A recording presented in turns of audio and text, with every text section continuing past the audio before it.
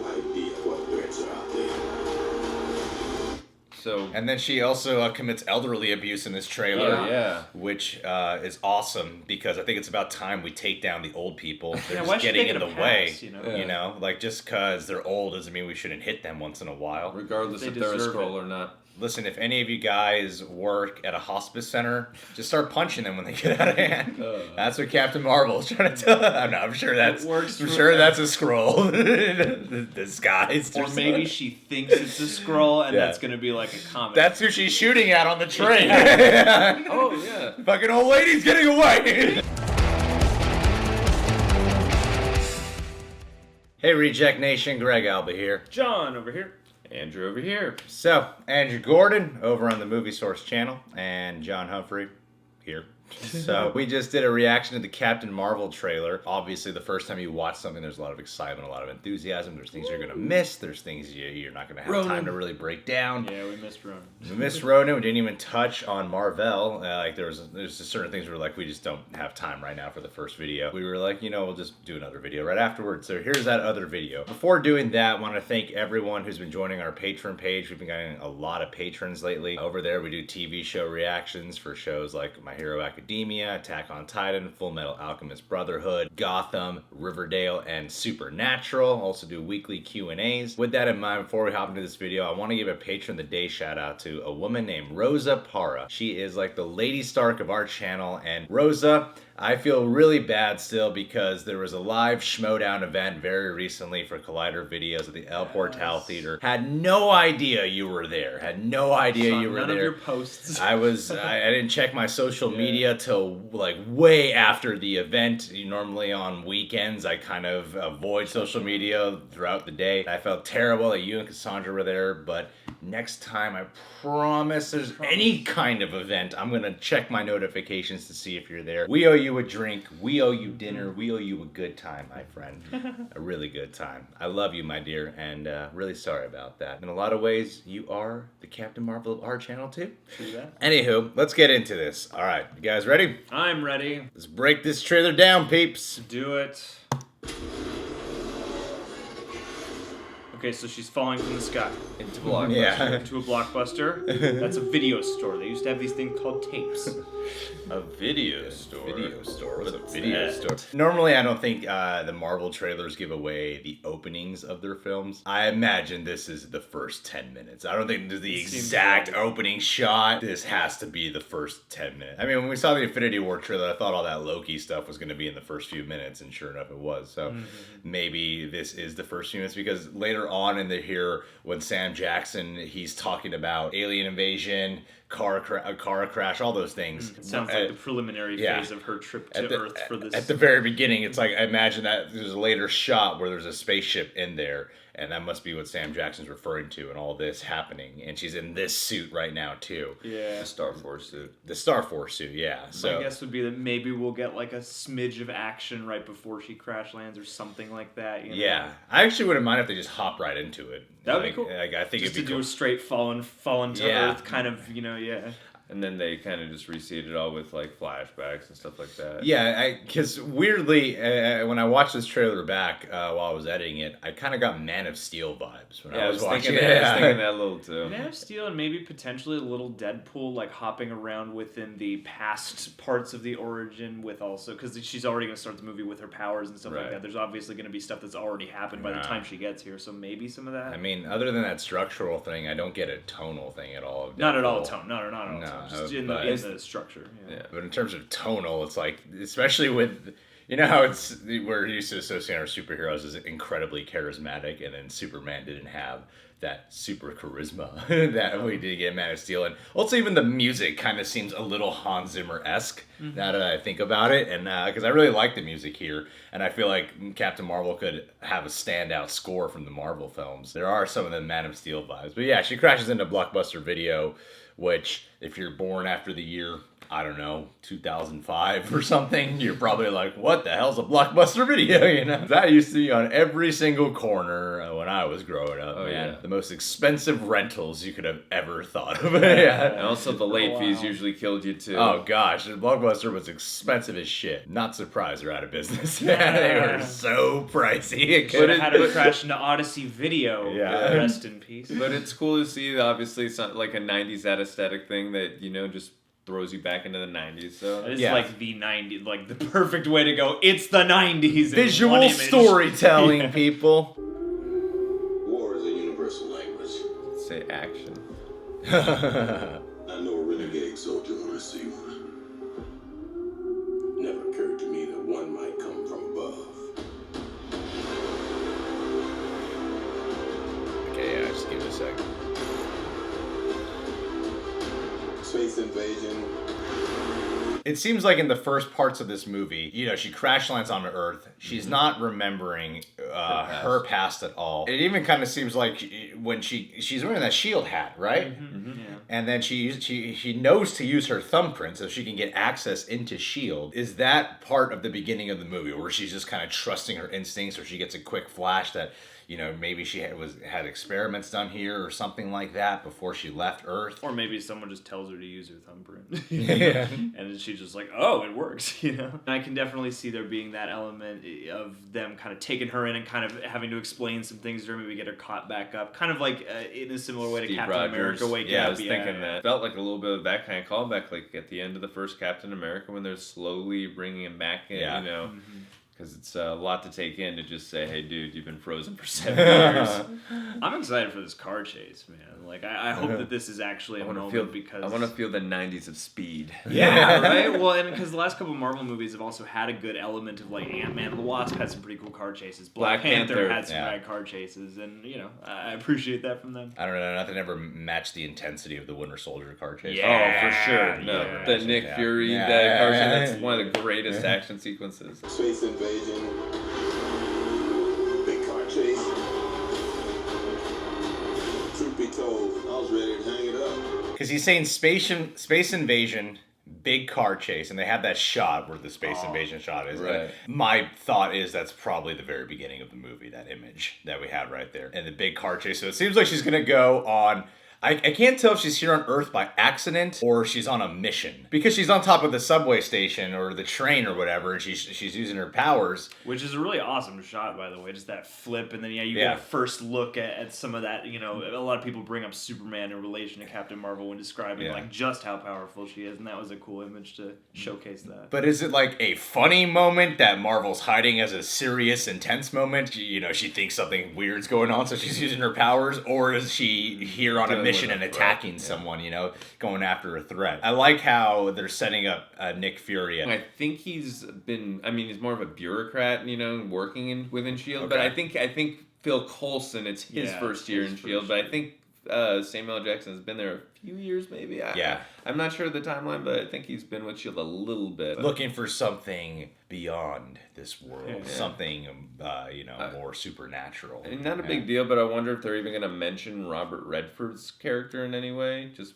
because Alexander Pierce. It seems like there's a potential for a decent amount of this movie to have them together, her and Sam Jackson. I feel like that could be a really cool combination for a movie like this, especially if they do want to capture some of that, like, 90s Top Gun sort of aesthetic. And in a way. So you're not from around here. Pause really quick. That line, "You're not from around here," it kind of feels a little bit of that callback to the Avengers when he says to Steve Rogers, I think he's describing Loki, says he's not from around here. Yeah. Maybe that was a callback to that line. It's Nick Fury's way of saying it. It also seems like S.H.I.E.L.D. at the point they're at is... they're always been a secret organization, but they seem they're a lot more underground at this point, Probably like smaller. You get a lot of, like, desert shots and a lot of, like, hidden location areas that I'm noticing in this trailer. A lot of wide stuff. Explain.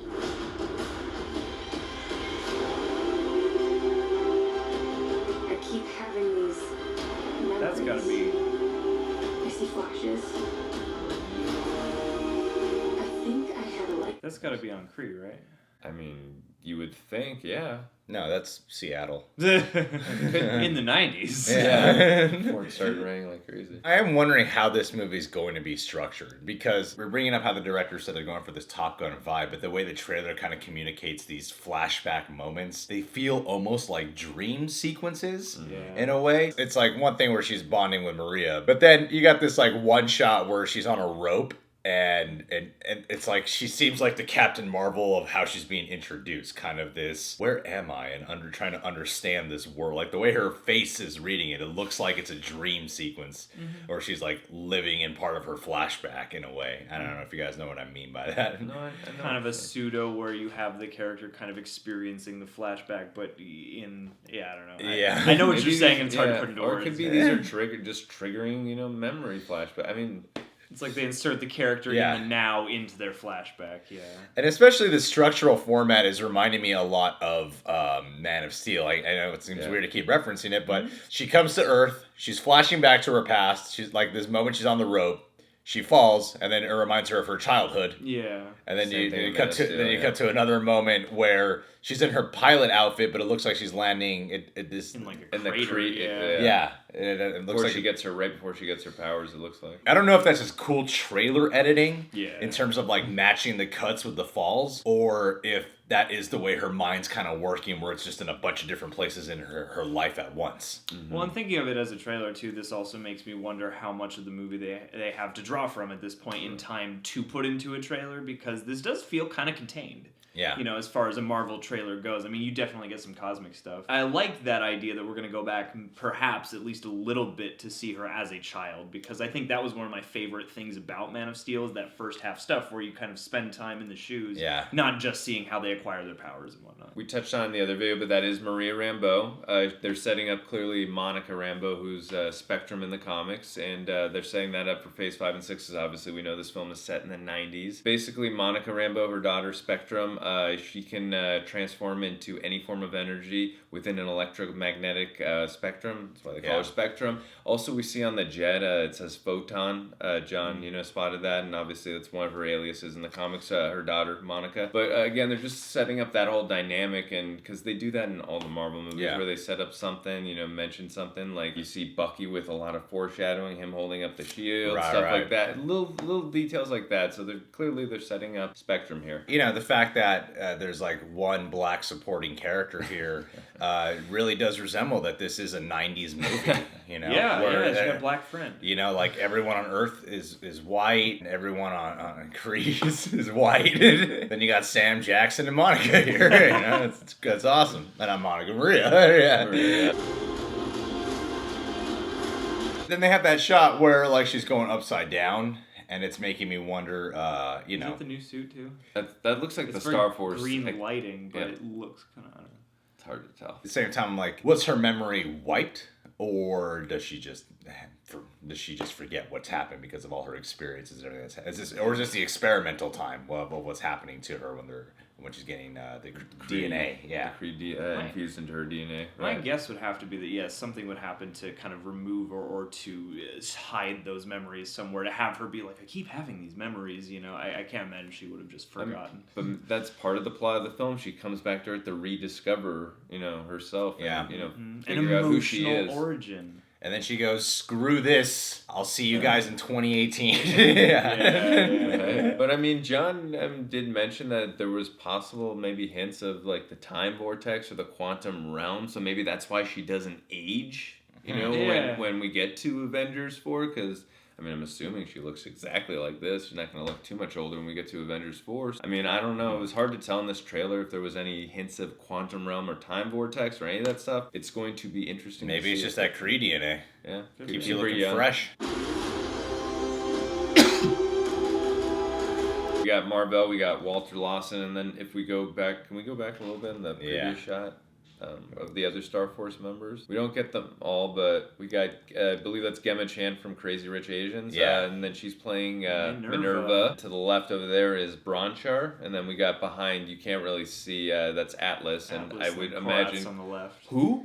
Who? Yeah, they showed in the pictures, of course. I mean, I think in this image you're actually going to go see Ronan based off of the photos that EW released. I think in this specific image. And really quick, just Star Force. They're an elite Kree member team. You can, I guess, the way I like I guess I like to look at them as kind of like the Predator Dutch, his team, the mercenaries. Again, if it 6 of space. So I just want to get if it bleeds line, we can kill it. I feel like this trailer and the EW images, because I know that in some ways this is also going to be not an origin tale of Ronan, but a lot of backstory of what leads up to him and his Guardians. In Guardians. Something about the look on Jude Law's face here tells me there's some shit that's going to go down in this very specific scene with Ronan. Maybe that's going to be the pivotal point for Ronan when he does something. Because at this point, he's fighting with the Kree. Yeah, he's with the Kree. Yeah. He's not a fanatic yet. Yeah, he's not. But I'm wondering if this is when the transition will begin. Because just that look on Jude Law's face speaks of, like, worry and horror. Or it could be, Doctor Strange is casting a spell, and then they're all looking at all the members of Sherlock Holmes, now that they're all in the same MCU universe. It could be that, like, we're all in the same universe, dude, it's crazy. But you're probably right. He's probably, like, there's some kind of tension between him and Ronan. Could be over Carol Danvers. Like, he's obviously going to have some kind of a relationship with her. Well, in the comics, they have a love. Like, I think they started off in the origins, right? It was like a love interest. I'm kind of surprised you don't really get Jude Law in this trailer,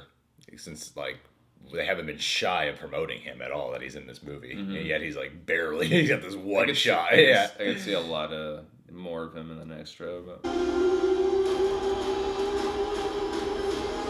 You talked about the Top Gun element here. I feel like this trailer does hint at that a little bit more than I realized, because they have these flashes of her as a little girl, like dreaming of being a pilot. I mean, I don't think she's been flying a real plane as a little girl. And then they cut to the image of her as a pilot, and then she's probably, flying spacecrafts and all that. It seems like being a pilot is a real maverick part of her DNA, a big part of like her character. We haven't gotten that in the MCU films. We got that in Green Lantern. We haven't got that here yet. I've seen a lot of Green Lantern in the comments. And I don't know. I mean, not that that's what everybody's coming to see, but honestly, I think that would be cool to have that element come in too if they did some actual, aerial photography, made that a part of the DNA of the visuals of this movie and stuff like that.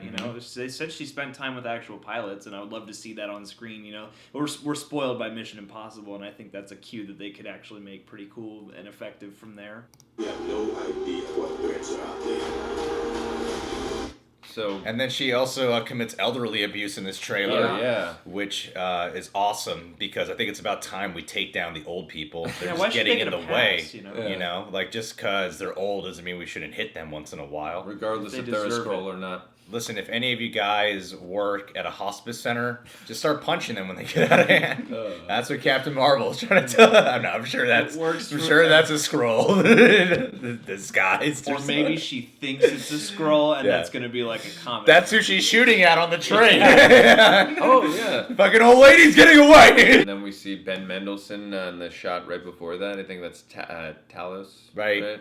On the beach? Yeah, on the beach right there. So that's Ben. That is him? That's Ben Mendelsohn. That's him. That's Ben. Like his face. Because I remember I saw an image of him in the EW one where he looks like Brian Williams. But he's like disguised as a human. Right. I don't know if that's... So, again, in the comics, Talos cannot shapeshift. He can only be in Skrull... Yeah, he can only be in Skrull form.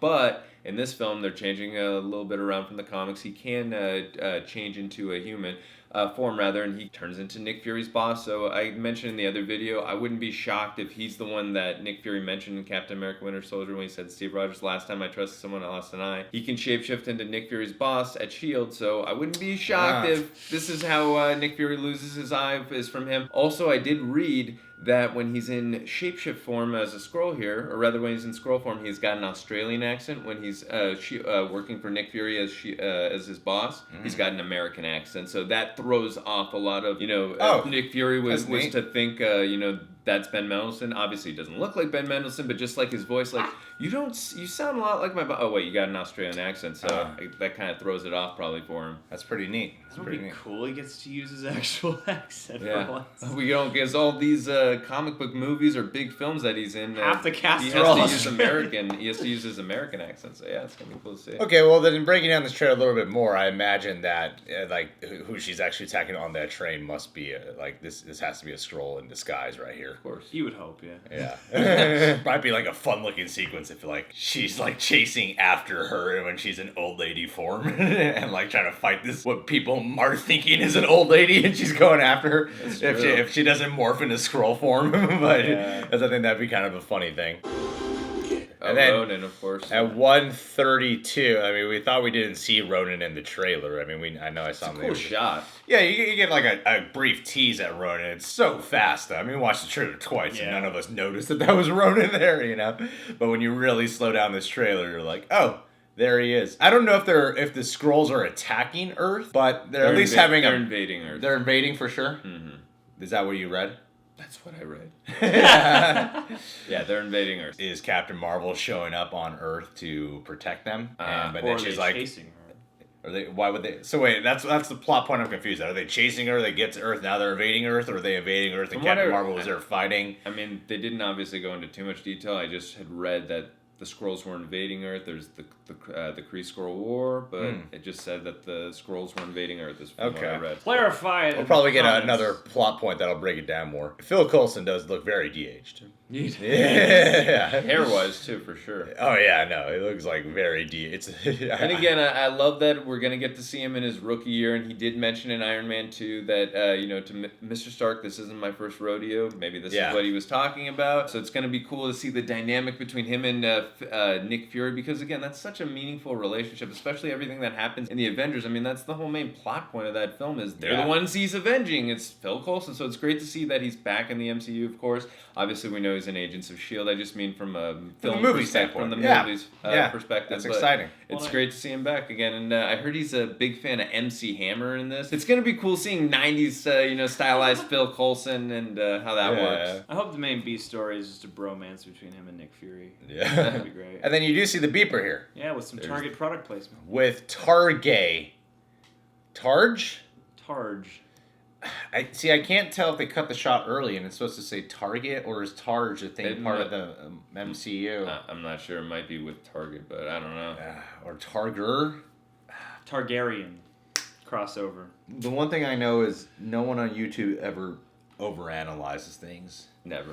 What kind of beeper is that? I mean, where did he get the beeper? I gotta know. It's too fancy. Looks too modern day. Space Corps underwater. And then you get the Space Corps underwater. Kind of looks like Aquaman meets Episode 1 of Phantom Menace.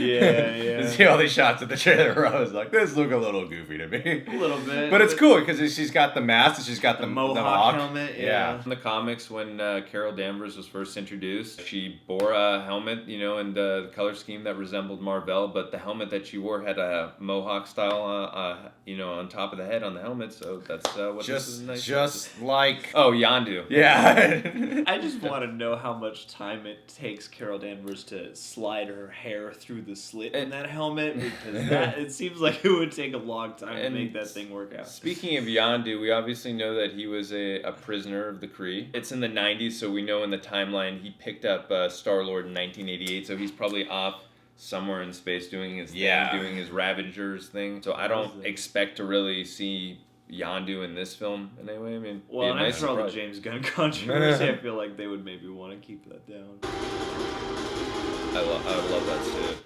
And there's nothing really here going on. No, just not much CGI. That's how the last image, she's just beating Thanos. We don't get an Avengers 4. Last image just... Why are you hitting yourself? Why are you hitting yourself? Why are you hitting yourself? Why are you snapping yourself? Obviously, she's clearly in her new suit, but I was just one thing I did want to mention really quick. I was thinking we are in the 90s now. And Asgard is still around, obviously, because Thor Ragnarok has not happened, so... obviously when things happen on Earth to the point of the threat level is too much for humanity, that's where Odin intervenes. So I wonder if the Asgardians are even going to be mentioned. Obviously we know that we're not going to see Anthony Hopkins or anything like that, but we're going to feel any of their presence in this because we know the Asgardians are still around and they do watch over Earth. I just kind of thought about that. I don't know. That's one of the more curious things to me about this trailer, because you do get very small flashes of the further reaches of the MCU. Yeah. So I wonder how much, because this does seem like, from the footage we're getting, this is going to be a pretty Earth-centric movie. Right. But I've also heard tons about the potential of Captain Marvel to broaden the spectrum of the MCU. So I wonder how much those things are going to figure in, and maybe a second trailer, how much more we're going to see from those elements. I just hope one thing, though, and I just hope this film doesn't cause, a lot of continuity issues or problems, because I know a lot of people like to go crazy over those, but it's like with these universes, you never run into that problem. Never, ever. Not like 8 years later in Spider-Man Homecoming or whatever. As long as you're better than X-Men. To me, it was just right level of satisfying. It wasn't like, oh my god, I'm more hyped than I was before. It's more like, yeah, this is what I expect now from Marvel. This feels right in tune with my expectations, which is good. It's not like I got a low bar set. I got every Marvel movie, I got a pretty high bar set, and they usually deliver all my expectations, and I feel like it's going to be another case where I'm like, yeah, I imagine I'm going to walk away going, I really love that film, Yeah. I mean, look, it's great to get hyped up for a movie, and if this trailer didn't do it for you, it is what it is, and, you move on to the next trailer, but it's Marvel. Marvel hasn't really made too many bad films, Thor: The Dark World, but other than that, they really haven't, they've made just about every film that I've seen has been very satisfying to me, personally. I personally enjoyed the trailer. I get why some people had issues with the trailer, didn't find it like, oh my god, like it's another Marvel movie, holy shit. I trust Marvel at this point. They've earned my trust. Yeah. I'm very curious to see this film. There's a lot of interesting elements. I love that we get to see Coulson and Nick Fury back again in it, and their dynamic, and just again getting to see too. I want to see Ronan be fleshed out a little bit as well. I want to see who the most powerful character that Kevin Feige described in the MCU is. I also want to see too that bridge between what the hell has she been doing the last 20 years and what has happened. So it's all. There's a lot of curious stuff and intriguing things. I want to see her personality. That too. It's like my main thing. Yeah, I feel like this trailer is a calculated and a poised introductory, first impression for this movie, the overall movie. This is cool because it's Marvel's opportunity to break a new piece of ground for their universe, because like DC kind of beat them to that particular punch with Wonder Woman, and I like that this doesn't look like Wonder Woman. Yeah. It's like I'm with you guys. It's sort of like I like what I'm seeing here. It's on the level of what I've come to expect from this movie, and now I'm just looking forward to seeing what the actual personality of Carol's going to be like, what the movie's actual unique qualities are going to be like. And one last thing too I want to touch on is one of the writers of this film is Nicole Perlman, and she wrote the first Guardians of the Galaxy, and I love the first Guardians of the Galaxy. I think it's a very well-written film. It's got a lot of great dialogue in it too. So It was directed by that pedophile, right? Sure. Yeah, I'm talking about the writing perspective from Nicole Perlman. That's all I was mentioning. I trust Nicole Perlman at this point, and at least from that film's perspective, and I'm curious to see what she does with this. Well, and I know Gunn is very instrumental to that movie, but coming off that point, I do think the Guardians had a great balance of like impactful, kind of heavy character moments with a lot of humor, a lot of sci-fi action, a lot of that movie does a particularly good job of mixing all the things you would hopefully want out of a weightier Marvel movie. So that gives me hope for this. One more thing. I wonder who the Skrull... because I've been hearing, I'm reading a lot that there could be a Skrull that's been here the whole time throughout the entire MCU up until this point. It's like, we're trying to figure out who it was, but I know who it is. It's Colonel James Rhodes. Look at that acting change that happened from Terrence Howard to Don Cheadle. It's clearly him. It's Katie Holmes and Maggie Gyllenhaal. Crossing over to the DCU. But no, that's really, how we get them together. Really, honestly though, let us know in the comments who you guys think that Skrull could be. That really is that's possibly invaded the Avengers, maybe. So Iron Man. Banner. Oh yeah, there you go. Edward Norton and Mark Ruffalo. There you go. Iron Man. That would suck. Yeah, that'd be great. I would love it. Just a big spit in the face. Nice of all little the fans. twist. Although I could maybe see Hawkeye. I was gonna say I could see that too, but we'll see. All right, Possibly guys. Black Widow. Well, say whatever you want in the comments. All right, I've got a YouTube question for you today. I don't know how to raise engagement. You guys can subscribe to the Reject Nation. Andrew is alive and has a channel. You should go check it out. Patreon.com/TheRealRejects. TV show reactions and Q&As. And follow us on the Stardust app if you're one of the 5 people who watched all the way to the end of this video. It's free, Do it, because free things are good things. Always.